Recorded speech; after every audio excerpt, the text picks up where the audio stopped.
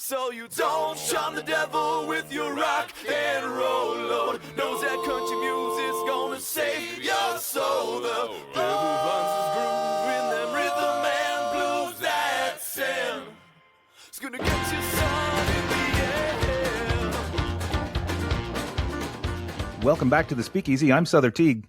And I'm Greg Benson, and we are once again snowed in, Sother. We were almost over it. Like the snow was almost fully melted. It needed a fresh coat of paint. You know, I am possibly one of the 1 or 2% of New Yorkers who is actually kind of down with this because our last snowfall kind of sucked and it stuck around forever.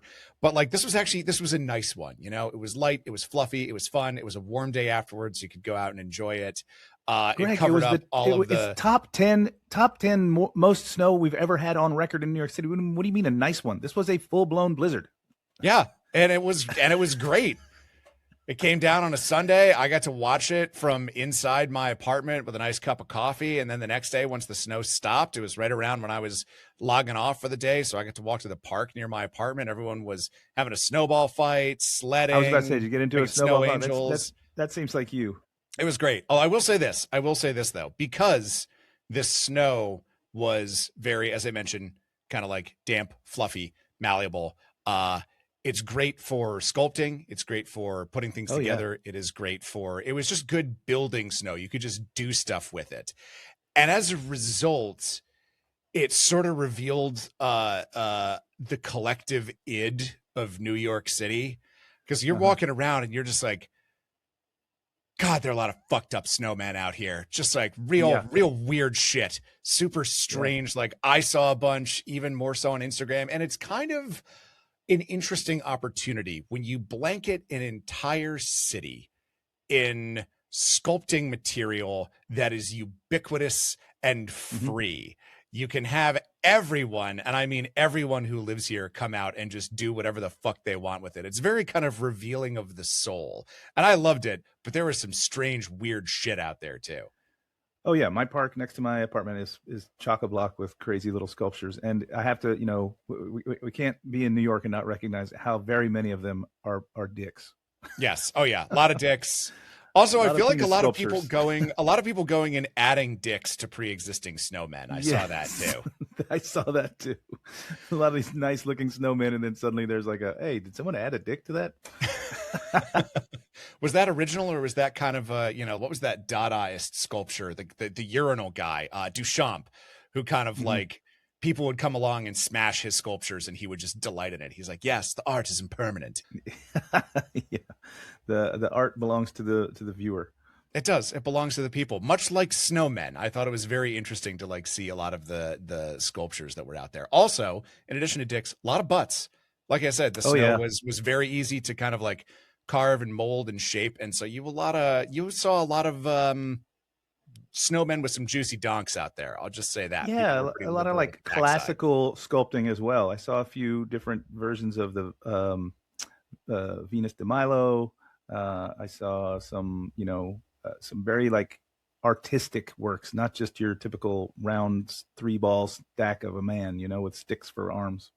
Yeah, I saw someone did a very, very well sculpted cat sculpture. They even gave it little pine needle whiskers in this park near my apartment. So this is what I'm talking about, Sother. I feel like I have slowly over the course of this conversation converted you into being a Blizzard fan. You seem like you're almost appreciating the artistic capabilities of this.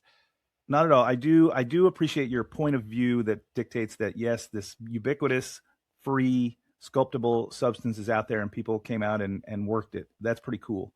The only thing I would say that I like about this particular blizzard is that today the temperatures are above freezing and we are looking at several days of that. And so this snow isn't going to last the several weeks that the last snow that we had lasted and didn't even quite go away before this snow fell. So that's it.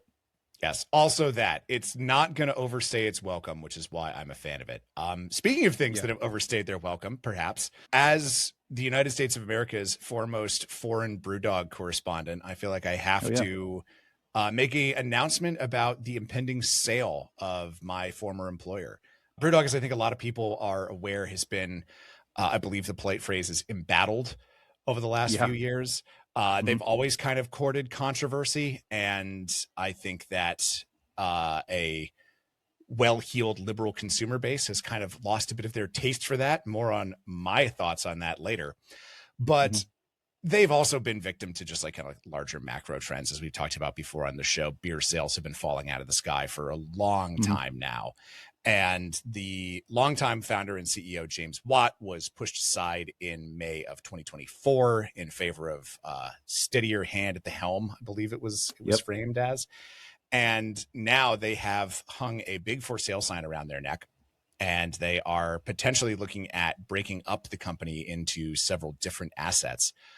But there is a buyer in the wings who is apparently trying to cobble together some investments and buy the company back. James Watt, former CEO of BrewDog, old Jimmy Dubs, is apparently trying to buy the company back from the folks that are trying to sell it, which would be extremely interesting. And I'm going to come out there and say it, kind of metal. I think that would be sort of rad. Yeah, I mean, a little redemptive story, right? To reclaim the property. Yeah, I mean, I don't know about redemptive. Look, I think that a lot of the stunts that BrewDog has pulled over the years are asinine, juvenile, and stupid.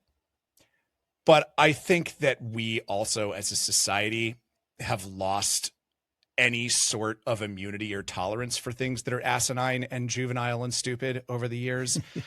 I don't want to get too deep into this, but this is what I will say. We used to, and by we, I mean the people that I agree with politically, we used to make fun of the people who would look at a beer label and be like, I am so offended by this, and I'm going to write in public about how offensive this is. We used to clown on those people. And now we are those people. And we also don't win as many elections as we used to. Yep. Causation ain't correlation, baby. But, you know, the trend lines sync up. Yeah, they definitely correlate in some way. Yeah. Speaking of controversial, maybe, I don't know, he'll tell us.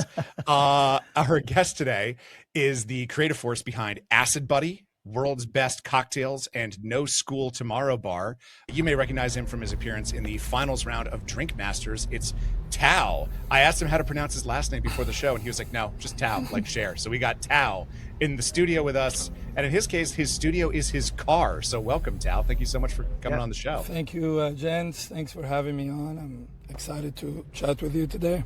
Yeah, so you're in your car because, not because, but your handle is the traveling bartender, and you are in mid step of a little tour right now in Florida. Yes, exactly. So we do these a couple times in the year around the world.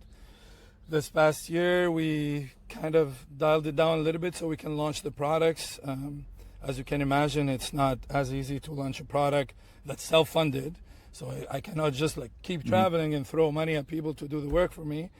So yeah, me and my girlfriend, who's also my business partner, we decided to do a little tour.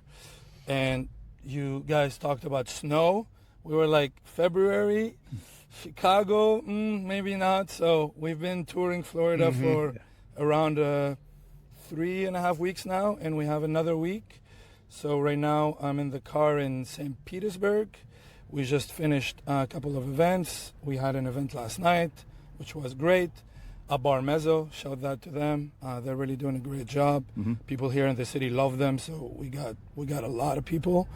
And today we're traveling to St. Augustine, which I'm excited about as a history buff. Yep.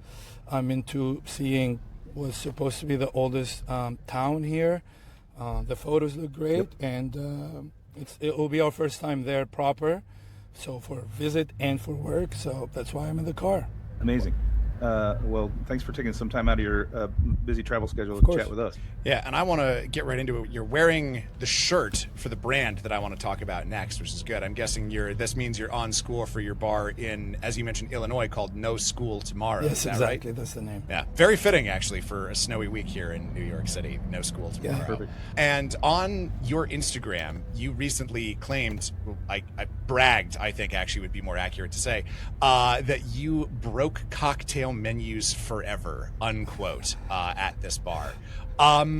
Explain and defend that claim for us, because it's very interesting. Yeah, I mean, we can talk about this for hours, so I'll do my best. Yeah, let's do it. And actually, yesterday, it's funny, I got another example that kind of proved this claim. So I had this idea maybe in 2017, and I don't think I was ready to apply it, but I had it in my mind. So I was like, if I thought about it, that means it's possible. And I was kind of figuring out how to create structures for cocktails. And it was because I started consulting full time.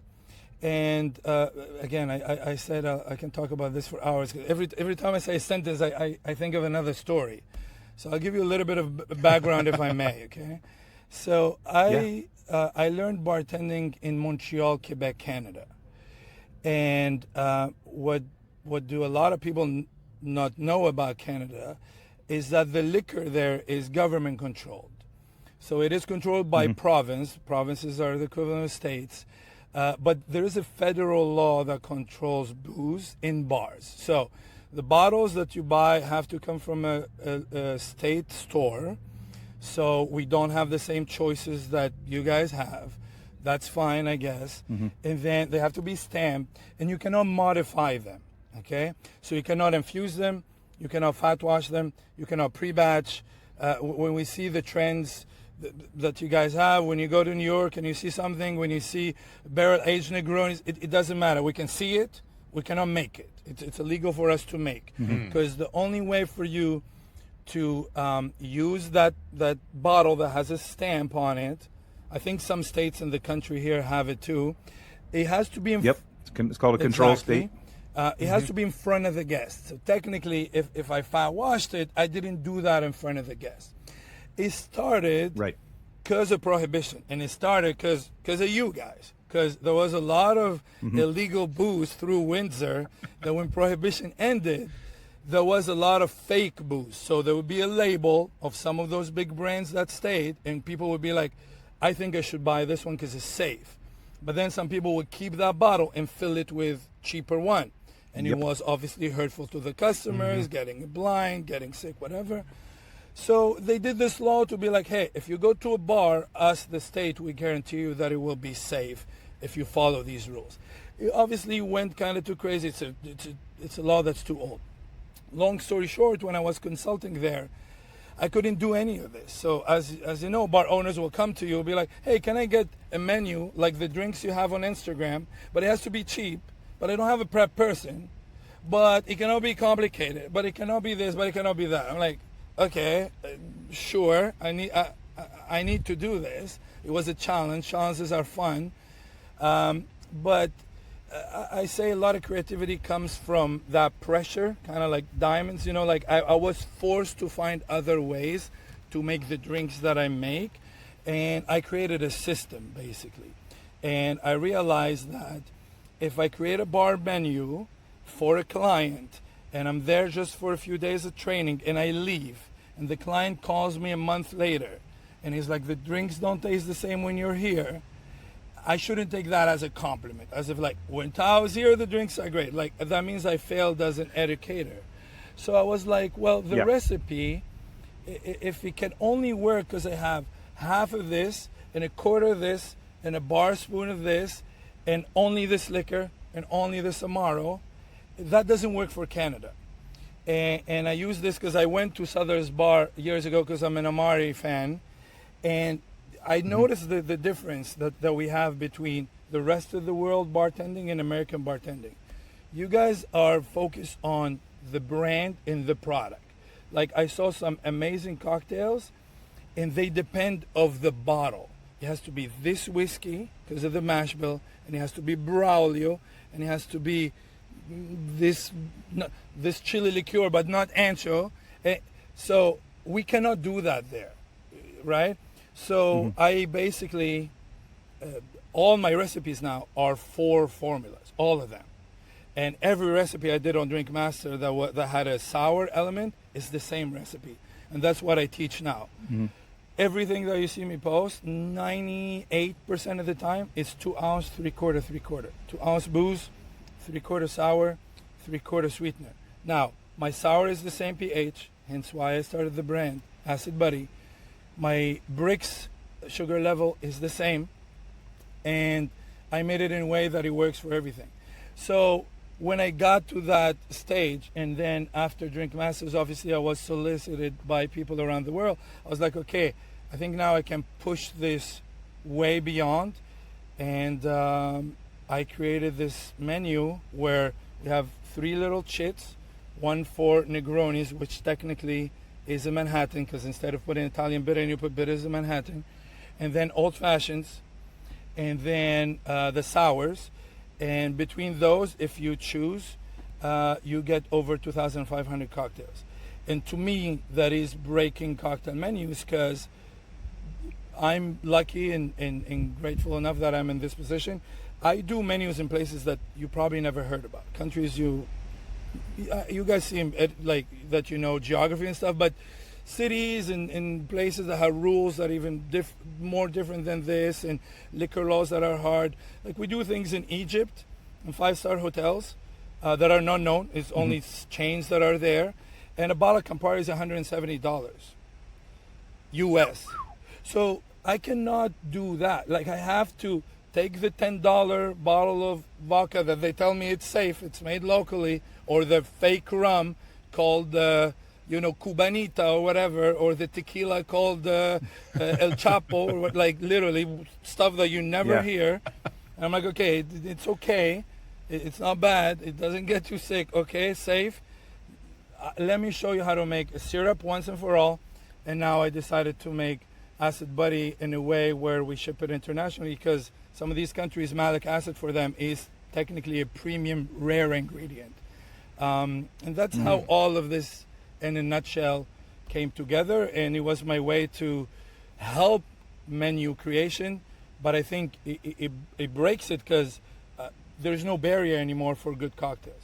Right. So just real quickly, for the listener to understand a bit better, the notion is, as the guest, I sit down, I choose which category I want, but then as the guest, I choose a spirit, an acid, a sugar. And a modifier sometimes as well. And sometimes a modifier. And a serve. And then the bar has serve.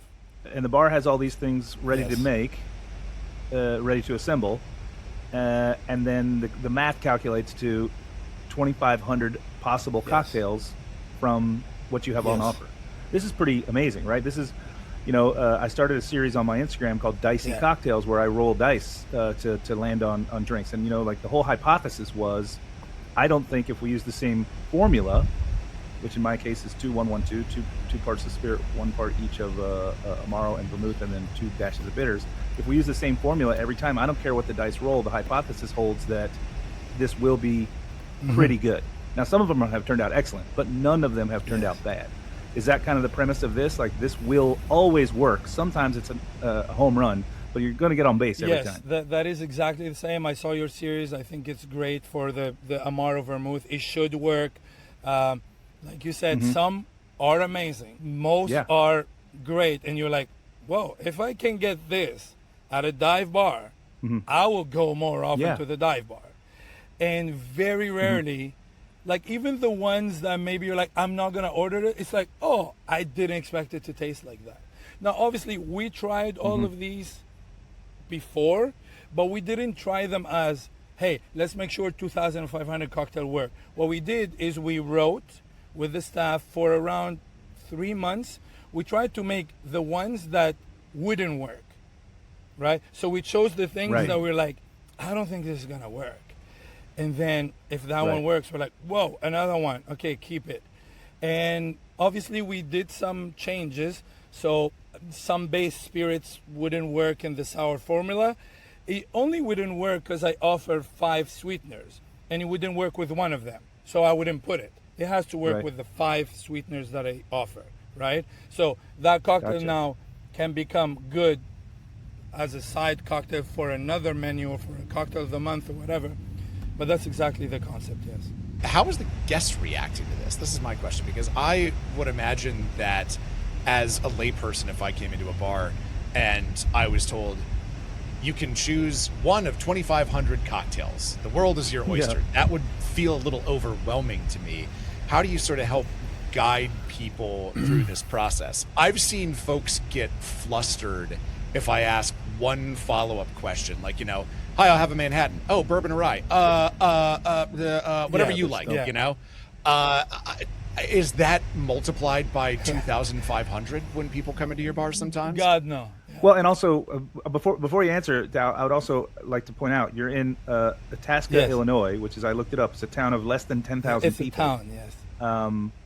Village. It's a little. It's technically a township, I think, is how it's listed. Village of Itasca. Or a village, it's a village. When it says welcome, it's village, Yeah, so you're also dealing with a really pretty tiny audience. I mean, you're only 25 miles outside of Chicago, but that's a lengthy 25 miles if you're drinking, probably.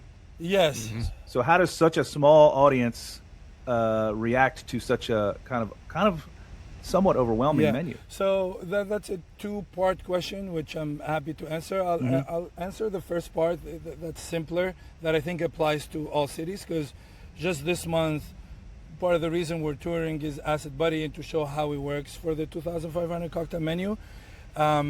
So the turnout for that one is different because it's event-based, so cannot say. But whether it's in Itasca or not, I would say from what I've been seeing, it's half-half, right? And I think it's because of the type of bar we are. So we are what we call a high-concept bar, which you have a bunch of them in your city. We close at midnight. Our slogan, like we have a carpet when you open the door, it says nothing good happens after midnight. I really don't believe that you want complex, tasty drinks after midnight. We drink less now. Me and the team, me and my partner, everyone involved. We drink for taste. We rarely finish even the drinks, even if it's good. That's kind of our thing. Also with my other brands, it's drink better, drink less. So already we have that. Okay. So when people come, they come at a time where they want to experience something. Now, half of them, I think, feel overwhelmed, but the staff do such a good job with it that the guests will look at they know that they have to choose a sour and old fashioned. I guess that's the basic. And then they go on like, I want this guava habanero redistilled tequila. Choose for me. And we'll just choose for them. Sometimes the staff is like, kind of recognizes them. They're maybe a first timer. So it's like, I'm going to choose the best combo that we know. Or the staff sometimes for fun, they look at the guys and are like, okay, I won't look. And then they just kind of circle the thing. I'll be like, you kind of chose it. Some of the other guests that are regulars and cocktail enthusiasts, people who literally travel around the world, brings us bottles of booze, and those kind of guests that make you excited. Yeah. They actually are very proud, and they do competitions. Usually it's always couples we have, and like double dates and things like that. And they do a competition, which one is best. And so it is a different way of serving. That shit that they fill becomes the ticket, so the bartender just has a bunch of them in front, and then they get a little bit wet because of the drip tray, and we just put it in the bottom of the glass, and we give it to you, and we shout it out, who has the one with the weird ingredient? It kind of creates a fun vibe. And I don't think it's overwhelming because we fill it for them if ever they're not sure. I think it's surprising. And what we told them is like, you're the mixologist and I'm the assembly line. And we want to show you that it's almost like it's not that deep, bro. It's we did the rest. I mean, it reminds me there was a time in New York City where we had a restaurant, not a bar, called the Meatball Shop. I don't know if you ever saw that place, Greg. It was near my apartment in the Lower East Side. And the Meatball Shop had a similar system. You would sit down and you'd fill out like which flavor of meatball you want: beef, you want pork, chicken, whatever it was, I don't know. And then what sauce do you want? What pasta do you want this on? What like there was this whole little card that you filled out, and that was the ticket for the kitchen. And that way, it was a very template oriented but very highly customizable. And this seems like you've been very thoughtful about the acids that you use, and we're going to talk about that now. You created a company called Acid Buddy, where you and I'm sorry Damon's not here, he's my acid buddy. Hey, all right. So talk to us about what Acid Buddy is and how the consumer can use it, because you sell it directly to the public, and then that will inform us a little bit more about how you're using it at the bar. So this also started in 2018 because of working in Montreal. I had some clients as a consultant where I create menus for them that were pretty advanced, but I was there more often. And then when I was like, hey, I really cannot be here more, no matter how much you pay me, like I want to go, I want to travel, I want to do other things. So then they came back to me like, okay, do something for us, but again, like lower the levels, right? And I really don't get that part. It doesn't kind of make sense for me. I'm like, just don't open a cocktail bar, you know, it doesn't make sense. But I was struggling explaining to bar owners that you have to juice the lime fresh. Like I'm sorry, like the recipe works with the fresh lime. It's like, yeah, but this one is cheaper, but this juicer, but I'm like, okay, I don't know what to do anymore. So, so obviously we do vat washes and infusions there. It's kind of on the low. But most of the time for big clients, they don't want to take that risk because they can get pretty hefty tickets. And if it's repeatable, they lose a license. They don't let me do that for them. So for years, I was just trying to bring flavor through the syrups, right? So I perfected how to make syrups. And then I was like, okay, well, that's not enough. Even if when I buy imported syrups, even when I get syrups that we cannot make homemade and things like that. So at that time, you guys for sure remember the acid water thing, right? With in London, and people were trying to recreate lime and whatnot started, right? And I saw super sour, and I was like a fan on paper. I was like, I want it, but they were not in Canada, so I was like, I mean, we know what it is, the recipe, the acids in the back. I don't know the measurements, but it's the same one that I think Lion at the time did it, where they were like, these are the acids in a lime. So the first time that I want to recreate something that I saw elsewhere, I do exactly as I saw. And then I kind of decide if it works for me or not. And I found it a little bit overwhelming, but I liked that we are thinking that way. And I was like, well, it makes sense that this is not working that much, because I'm not God. I cannot create a lime. So even though we know what the acid and the lime are, putting them back in water doesn't make it work. So I worked for on the recipe for around 5 years, and it ended up being even simpler, because for it to work in a cocktail, maybe you don't need tartaric. I mean, already the name is scary to me. So I was like, I don't need to put this thing. And it leaves. That's one of the ones that kind of leaves that off flavor with old limes. I was like, tartaric, maybe it's there, but I don't want to put it. So I developed this recipe, and it was just to mitigate owners not letting me do fresh lime and fresh lemon for the staff. And then I was like, well, it is water. It is one of 3-4 ingredients in my drink.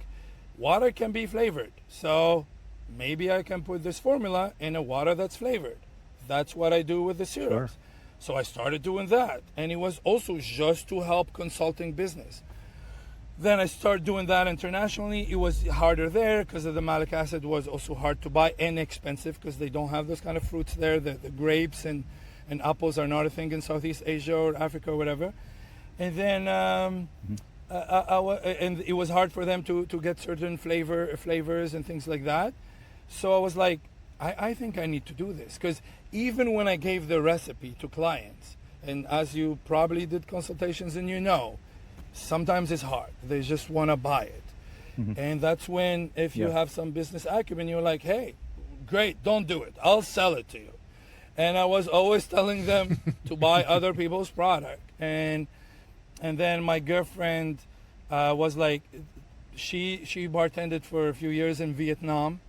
And she's like, if we had this there, it would have saved us a lot of time. We would have had a lot of fun. Because they do a lot of shaken shooters, and they do like 20 shooters, and it's like $1.50 each. And it's like, that wasn't long. And this is batchable. So anyway, long story short, we created this, and it was supposed to be a bottle with liquid. But a lot of our clientele originally is international. So my girlfriend Marie, who's my co-founder, she's the one that insisted that we put it into powder, because she's like, we're taking bottles from China, bringing them to the Midwest, filling them with American water, right, with acids and things that Yeah. are from all over, and shipping them back. No one's going to pay for that, especially that we do want to make it accessible and affordable. I was like, I don't know, but the powder, I know it's natural and whatnot, but that's another layer of education. But then I was like, look, I'll do the education part, but it saves money for the buyer, and it helps people drink better drinks in random ass places, and I will sign off on that. So we did that. So now it's pretty easy. It's a small packet. We worked on our own flavor with some of the top flavor chemists in the U.S. I don't know if you guys know of this. You know, Master Soms.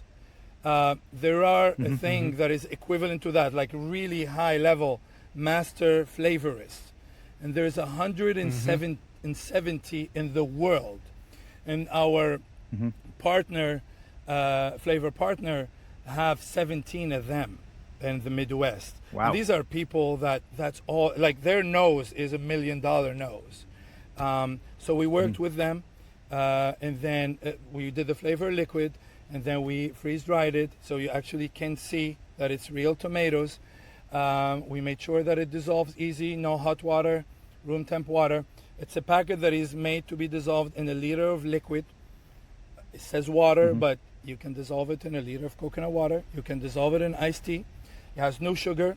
That's the part I'm super Yeah. fascinated by. You've already built Yeah. this thing that is malleable on its own, but then there's a layer of customization that the consumer can do as well. Absolutely. You can dissolve it, man, in cold brew and make a cold brew whiskey sour with our coffee cacao acid. I mean, you can put our pear and we have 5 flavors: neutral, which is tastes like nothing, pear and bergamot, tomato peach, coffee cacao, and strawberry butter. And we are working on 5 more. And yeah, I mean, imagine you take a chilled or cold infused oolong tea or cold brew and put the pear bergamot in it, and then put simple syrup and put a split base, 1 ounce mezcal, 1 ounce tequila, and you just have, like, your mouth wouldn't even understand what's going on. Now, obviously, I'm speaking about my product, but I'll send you guys some, and it really works.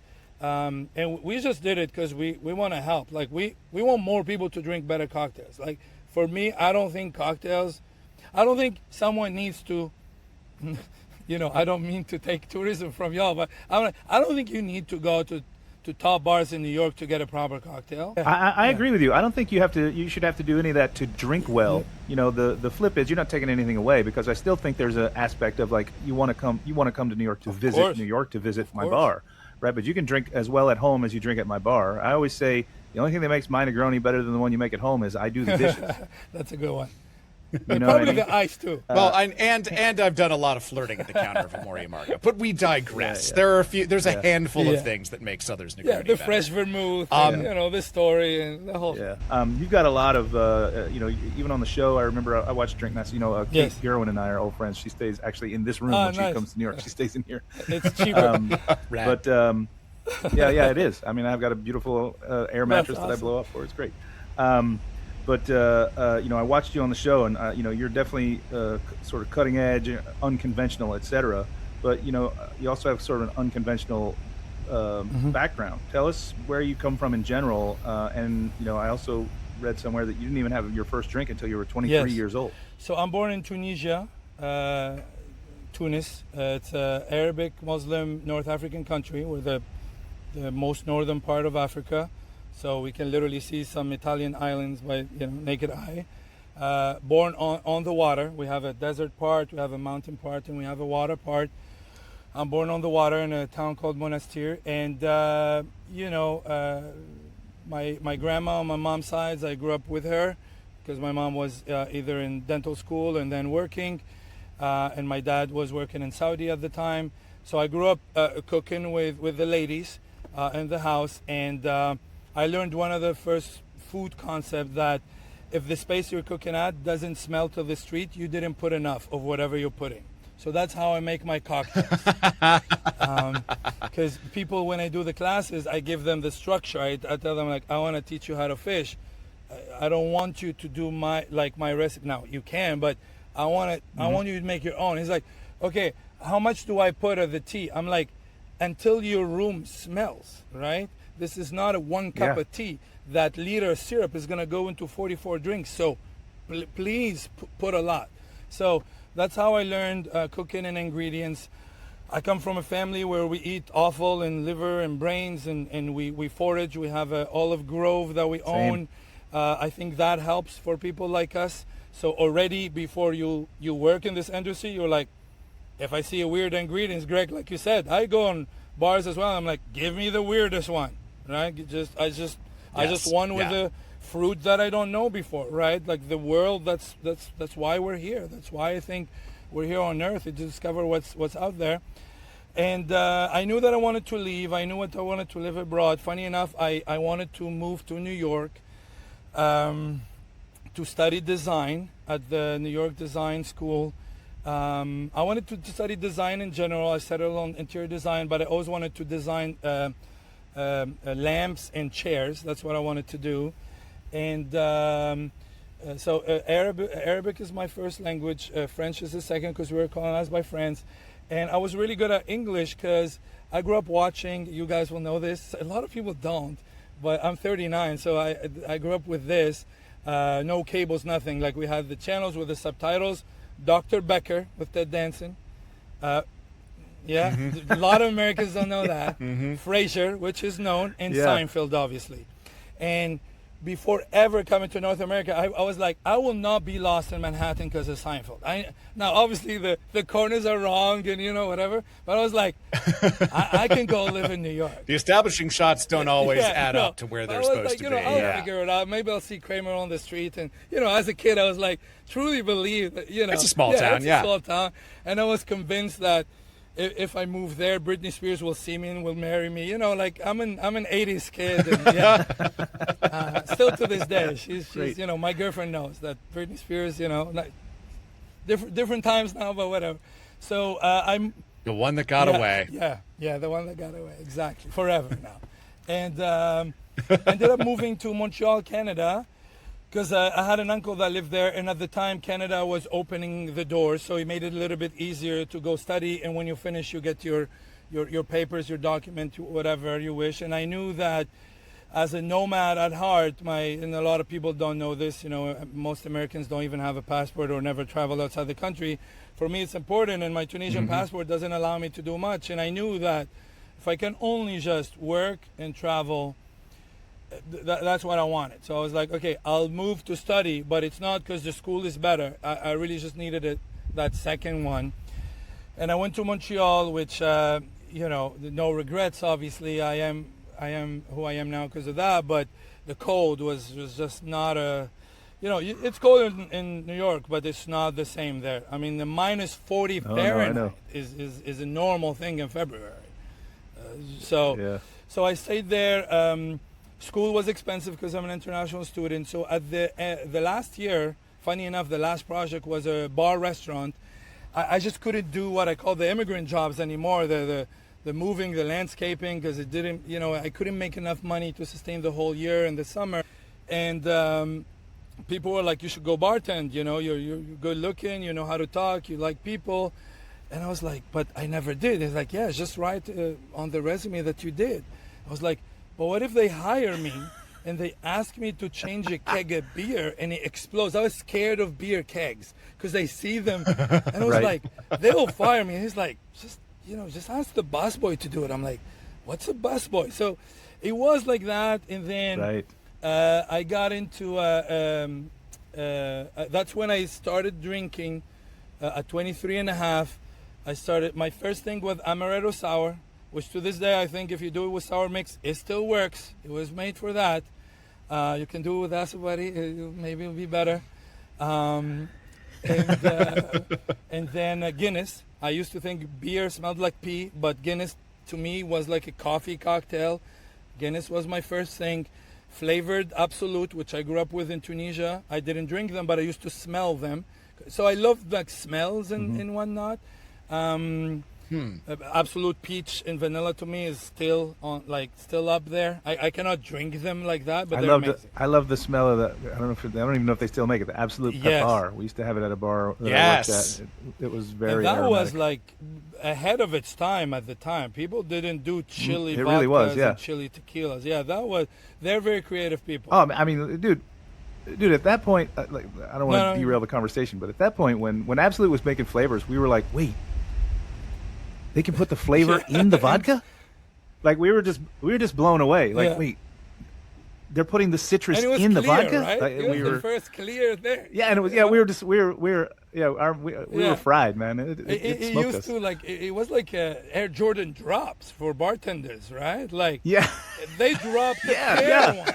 The pear one. Are you crazy? Yeah. Like it tastes like a juiced pear. I still have a soft spot for the Oh, pear yeah. one. I will die on that hill. That is a good you beverage cannot right there, hate the on Absolute pear. flavors, to be honest with you. They're consistent. They're well priced. They helped a lot of bartenders make the drinks that now are considered normal. Yeah. Right? The Cosmopolitan would not exist if Toby didn't get a hold of a bottle of Citron, Absolute right? Citron. That's the story I heard, right? Fact. So it is Fact. confirmed that is him, right? Because Yeah. I hear of a. Oh, Okay. 100%. It's so far Okay. confirmed. I mean, yeah, I don't know if you saw. I mean, we're getting off on another conversation here, but like a little over a year ago, maybe 2 years now, Cointreau reached out to confirm the story, and then when they did, they made a commercial where Toby is making the Cosmopolitan for Aubrey Ooh. Plaza in the commercial. Wow, that's awesome. He's like, I know this cocktail is the albatross in my life, but I got to meet That Aubrey is Plaza. awesome. She's awesome. No, that's a great Yeah. opportunity for him. So then I started working at that Brazilian restaurant. Everything was mixed, like the margarita mix in the blender. But the owner, her name is Milsa, showed us how to make a caipirinha. That's the first real cocktail I made. And it was 4 steps. And as a guy who studied design, I loved structure. And I was like, 4 steps. She was very picky about the steps. And I still think to this day, I probably make the best caipirinha in the world. I'll just say, outside of Brazil, okay? Just the respect got to be there. Fair. But no matter what drinks I make, I still think I make the best caipirinha because I do the layers. And I do the little extra half an ounce on top of the snow thing on top. That she was like, it is important that you put a little bit extra for the guests so they get the whiff. The 2 extra wedges on top in a way that people can squeeze it if they want. So I was like, okay, there is more to this bartending thing. And my grandpa, who passed away just a couple months ago at 95 years old, when I was a kid, he told me, if you take a job, do it well or leave it. Someone else wants your job. Yeah. I was like, I think I want this job. I get to wake up late. I get to do fun stuff. I get to meet people, make 300 plus a night. I gotta give this job a little bit more than what I'm, what I'm most doing. And I did in the first 2 years. After I didn't stay a lot in the restaurant because there wasn't anywhere to go, with learning. I went to a piano bar called Piano Rouge in the old port of Montreal. Have you two been to Montreal before? Long time It's been ago. years, but yeah. I've been up It's there. Yeah. the obviously amazing food and views and so I worked at that place. Again, the bar manager there at the time is like, I lied on my resume, never made a cocktail before. All the cocktails we made had no sense. There wasn't like sweet and sour. Like he would just put stuff, and somehow it worked for at the time. It was 2010. And I remember the most amount of tip I made to this day was at that bar, even though, whatever. And I tell young bartenders now that come into my classes or to my, DMs and whatever, I said, for 2 years, I made the worst cocktails that if I can go back and reimburse those people, I would. Horrible, disgusting cocktail for 2 years. And now I'm here. So no matter how you feel you're doing well. Yeah. And that's how I started bartending. And then I was known as the guy that will never keep a job. It was negative for a bit, but I was like, look, I gotta learn. I'm not gonna keep a job just to keep a job. Was lucky enough that I managed to do that because I met my partner at the time, who's now my ex-wife, but she was a bartender too. So we were managing that we can always balance the household and I would, every time that I don't have a job, also at the time I didn't have documents for a couple years, so some places would hire me and then would be like, okay, you're out. You made the menu and you're too passionate. I don't need you anymore. So I never, in my mind, the first years of bartending, I was like, bartenders don't have vacation. Bartenders don't have health. Like, because I was like, I never got to the point that I can demand weeks off that were paid. So I was like, well, I got to pay for my trip. I got to go learn. I got to go to this distillery. I went to Chartreuse with barely any money in my pocket. Like, I was doing that to learn. So I think I accelerated the thing because I never worked in one job. And I guess my personality, people were like, you're the lead. Just because I'm too intense about products and history and how to do things. Mm-hmm. And there's no average Joe and no raspberry mojitos. We can do, And this is where we are now. I really love how your background in design influenced your approach to cocktails back then. Like how you saw a structure that you could deal with, and how it's obviously still influencing what you're doing today. In especially the menu that you have at the No School Tomorrow, where people just have a template and 2,500 potential cocktails come out of that, and even further than that, obviously this product that you're putting on the shelf and selling all over the world. Acid Buddy. I think it all ties together to me. It's very neatly packaged. Thank you. Well, Tao, this has been fantastic. If people want to follow along with your many, many exploits, where can they find you? Perhaps on Instagram.com or somewhere else? So my handle, you can write Tao Zrafi. It will pop fast. Traveling bartenders with an S, because for me it's like everyone with me. And it's traveling with one L. I wrote it at a time where I guess my English was like L, two L's, I don't know. But No School Tomorrow Bar, Acid Buddy, the page is called My Acid Buddy. The wholesale in the States opens today, actually. I mean, I don't know what day the podcast will go, but thank you.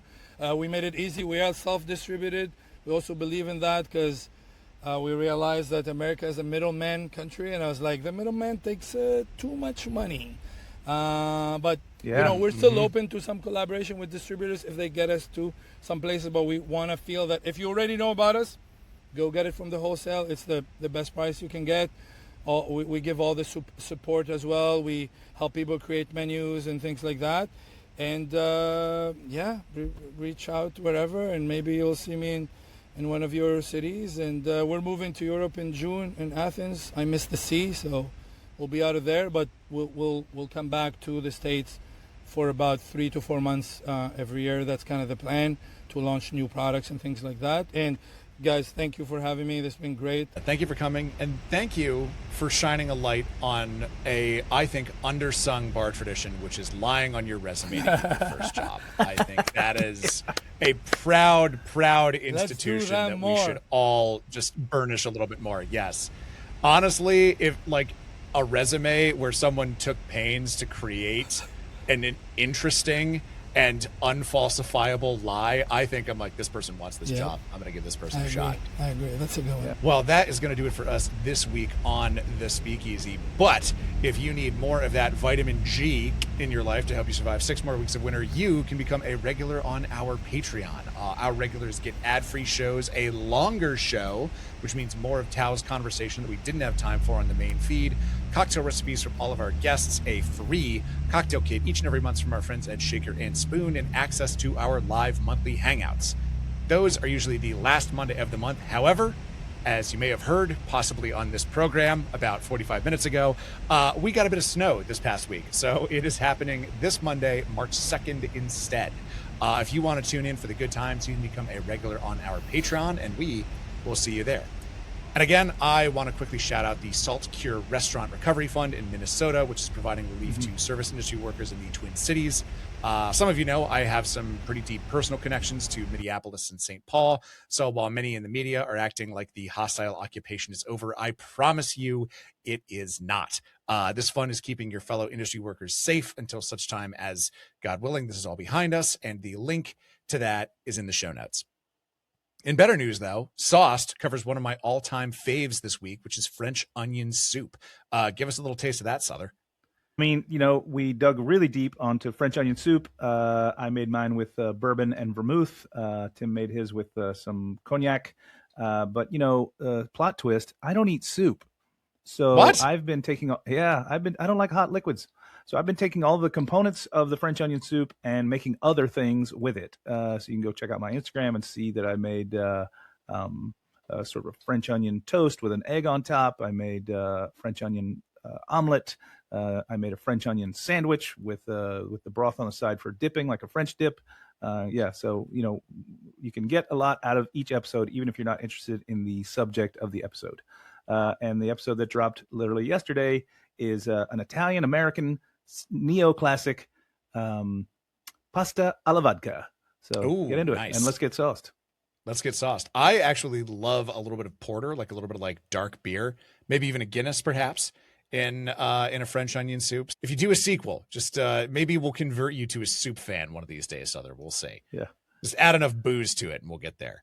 But for now, we're going to invite you to tune in next week when our guest is going to be the one and only Natasha Sophia of Mi Gente Tequila. It's going to be a great show. We will see you back here then. But for now, cheers, everybody. Cheers, guys. So you don't charm the devil with your rock and roll, Lord knows that country music's gonna save your soul. The devil runs